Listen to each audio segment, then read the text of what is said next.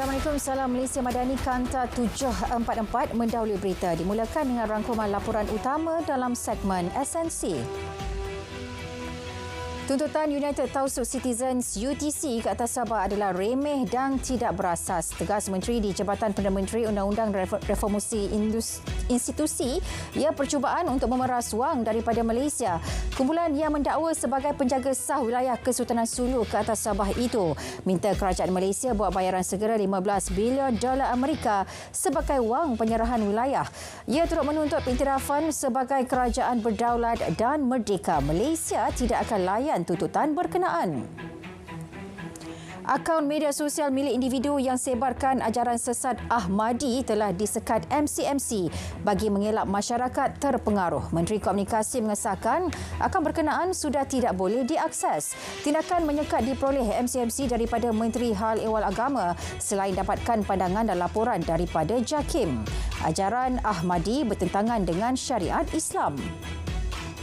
Anggota PDRM perlu sentiasa pelihara kerahsiaan dan identiti melibatkan pemberi maklumat dalam sesuatu kes. Pengarah JSJ Bukit Aman menekankan kepentingan aspek kepercayaan masyarakat terhadap pihak berkuasa. Ini bagi memastikan mereka dapat berkongsi maklumat mengenai sebarang jenayah yang berlaku. Bekalan ayam dan daging dijamin mencukupi menjelang Ramadan dan Aidilfitri.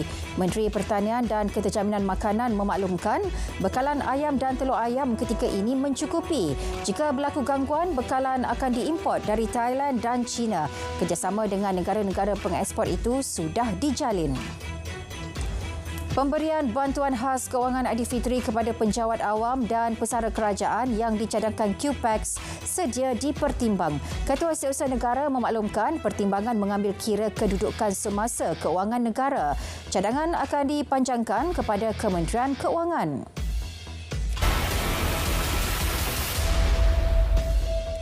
RM1 bilion diluluskan Kerajaan Persekutuan bagi pelaksanaan 83 projek pembangunan bawah Kementerian Pendidikan di Terengganu pada Rolling Plan keempat.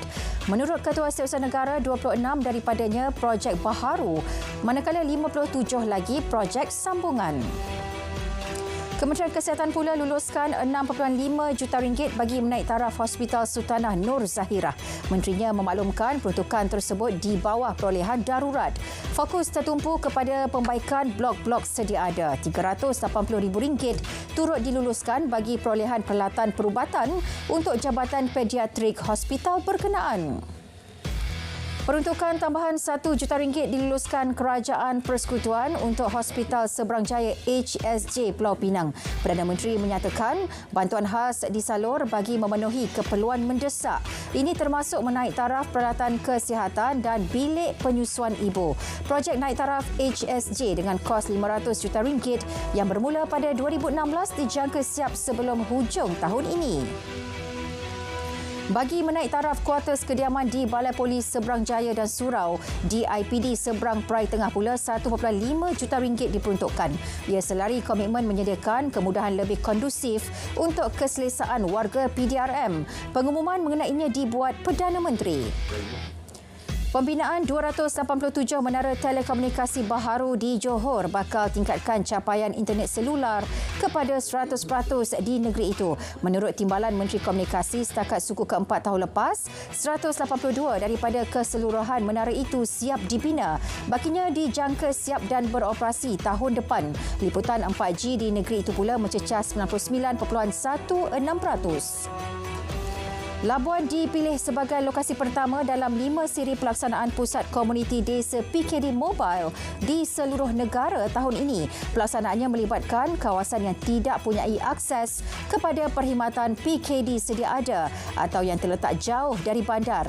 Ia bagi membolehkan komuniti mendapatkan perkhidmatan bukan hanya daripada PKD, malah perkhidmatan daripada jabatan dan agensi lain. 43 projek residensi wilayah siap sepenuhnya setakat bulan lepas. Ia membabitkan 26,154 unit kediaman. Menteri Wilayah Persekutuan memaklumkan 27 projek lagi sedang dalam pembinaan dan dijangka siap sepenuhnya pada 2027. Ia melibatkan 23,441 unit kediaman. Prasarana Berhad sedang menambah baik perkhidmatan tren untuk keselesaan dan keselamatan penumpang, terutama wanita. Antara inisiatif yang dilaksana ialah memperluas penyediaan coach wanita sedia ada. Inisiatif ini adalah kesinambungan kolaborasi dengan KPWKM dalam kempen anti gangguan seksual.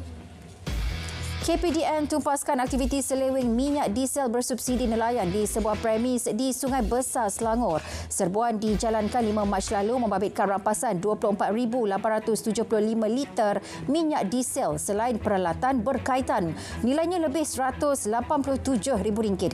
3 lelaki tempatan ditahan. Premis itu dipercayai jadi tempat simpanan dan pemindahan minyak diesel bersubsidi nelayan. 151 individu ditahan Jabatan Imigresen menerusi operasi khas di 17 premis sekitar Kuantan semalam. Ia membabitkan pusat hiburan, kelab malam dan pusat pelacuran. 140 daripada individu yang ditahan melibatkan warga asing. Kesalahan yang direkodkan termasuk tidak memiliki dokumen perjalanan sah. Baki 11 individu lagi lelaki tempatan yang berperanan sebagai penjaga premis. Pelaku vandalisme di Johor Bahru bakal berdepan tindakan tegas. Ketua Polis Daerah Johor Bahru Selatan memaklumkan 3 individu ditahan 1 Mac lalu selepas menconteng dinding bangunan serta lampu jalan sekitar bandar raya itu. Perbuatan suspek berusia 18 hingga 21 tahun itu telah mengakibatkan Majlis Bandaraya Johor Bahru kerugian RM2,500 untuk proses pembaikan semula. Dan ini usaha pastikan siasatan salah guna kuasa babitkan anggota Angkatan Tentera Malaysia ATM dijalankan lebih telus dan terbuka. Timbalan Menteri Pertahanan beri jaminan pihaknya sedia teliti semula faktor termasuk pengasingan kuasa ATM dan SOP khusus dalam memberi keadilan kepada pihak terlibat apabila sesuatu isu berbangkit. Satu penipuan pelaburan secara dalam talian melibatkan penggunaan tanpa izin bagi nama dan logo Petronas tersebar di WhatsApp. Ia ketengahkan skim janjikan pulangan melalui pelaburan mingguan dalam operasi kerajaan berkaitan pengeluaran gas asli cecair. Juga membabitkan video palsu Presiden dan CEO-nya dengan imej dan suara dimanipulasi guna perisian AI. Orang ramai digesa berwaspada dan tidak beri sebarang maklum balas kepada skim pelaburan palsu itu. Dan ini usaha perkukuh aspek keselamatan dalam talian terutama membabitkan kanak-kanak berusia bawah 13 tahun. Kementerian Komunikasi dan Kementerian Pendidikan akan meneliti inisiatif yang dapat dijalankan bersama. Ini termasuk menganjurkan kempen kesedaran di sekolah. Perkara mengenainya akan dibincangkan dalam masa terdekat. 1,000 penguatkuasa Kementerian Kesihatan digerakkan untuk pantau operasi Bazar Ramadan seluruh negara. Menurut menterinya, fokus tertumpu kepada aspek kebersihan dalam penyediaan makanan. Peniaga juga akan dipastikan telah mendapatkan suntikan typhoid. 3 lokasi ditetapkan DBKL bagi penyaluran bantuan kepada gelandangan sempena Ramadan. Ini termasuk Anjung Kembara, Pusat Transit Gelandangan KL, Pusat Khidmat Gelandangan Medan Tunku dan Pusat Pembelajaran Komuniti Chowkit. Menteri di Jabatan Perdana Menteri Wilayah Persekutuan meminta NGO dan orang perseorangan mematuhinya. Ini inisiatif kawalan keselamatan kepada kualiti makanan selain pastikan kebersihan sekitar ibu negara terpelihara. 8,000 pengunjung Bazar Ramadan Rahmah BRR KPDN di Johor akan terima insentif e-dompet RM20. 660 peniaga yang sediakan pembayaran tanpa tunai Touch and Go pula diberi insentif e-dompet RM50. BRR dianjurkan di 8 lokasi sekitar Johor mulai 12 Mac hingga 11 April. 40% peniaganya disasar tawarkan sekurang-kurangnya satu menu rahmah berharga tidak lebih RM5. Dan sempena pembukaan sesi persekolahan baharu, KPDN Johor laksana jualan rahmah madani Back to School. Ia berlangsung hari ini dan esok di 8 lokasi sekitar Keluang, Batu Pahat dan Kota Tinggi. Jualan dengan kerjasama 3 pasaraya menawarkan potongan harga hingga 30%.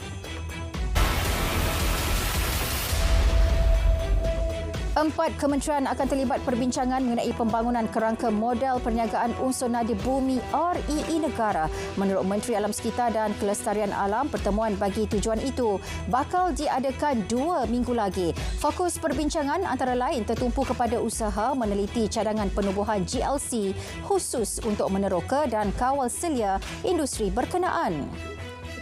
Ekspor produk makanan proses bersatu halal Malaysia berjaya tembus lebih 150 negara. Menteri Pertanian dan Keterjaminan Makanan memaklumkan ia mencakupi 1.8 bilion umat Islam global. Usaha akan dilipat ganda bagi meneroka pasaran berkenaan yang masih luas. Ini termasuk menyedia pelbagai bantuan, termasuk penyediaan insentif cukai dan geran pembiayaan.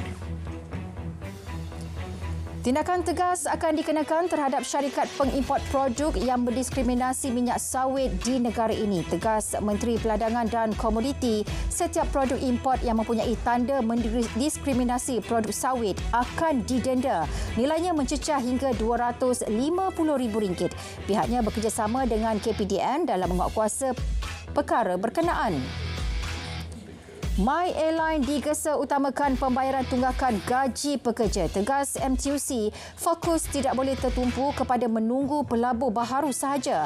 Nasib pekerja syarikat penerbangan itu mesti dibela, memandangkan pembayaran gaji adalah perkara asas dalam pekerjaan. My Airline masih gagal membayar gaji pekerjanya sejak Oktober tahun lalu.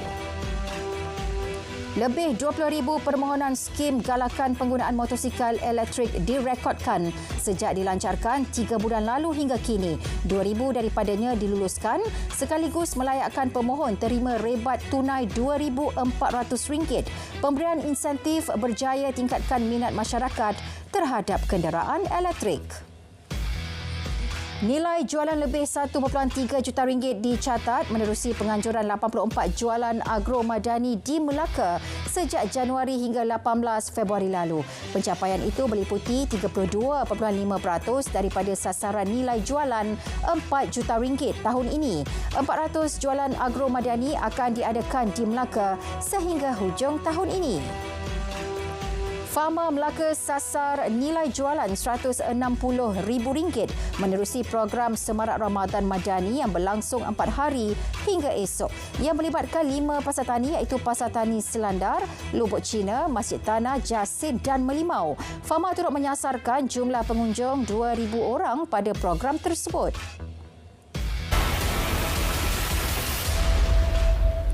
Proses pengundian semula Pilihan Raya Umum Indonesia Pemilu 2024 bagi seluruh kawasan di Kuala Lumpur akan diadakan esok. Pengundian semula itu melibatkan 62,217 pengundi berdaftar.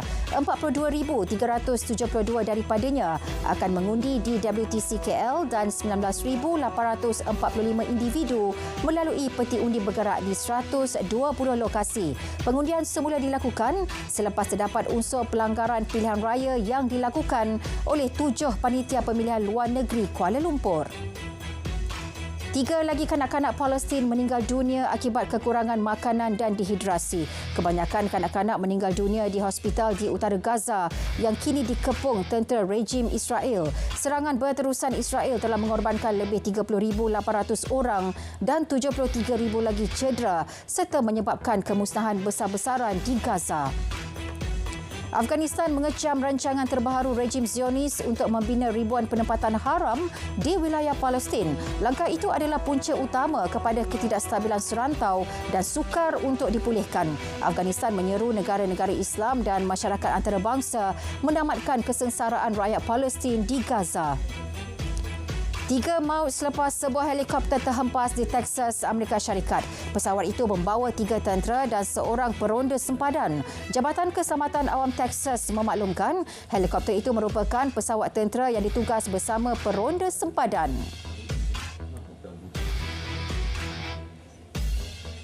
Kanta 744 berakhir di sini. Dari sungai ke segara Palestin, pasti merdeka. Assalamualaikum, salam Malaysia Madani.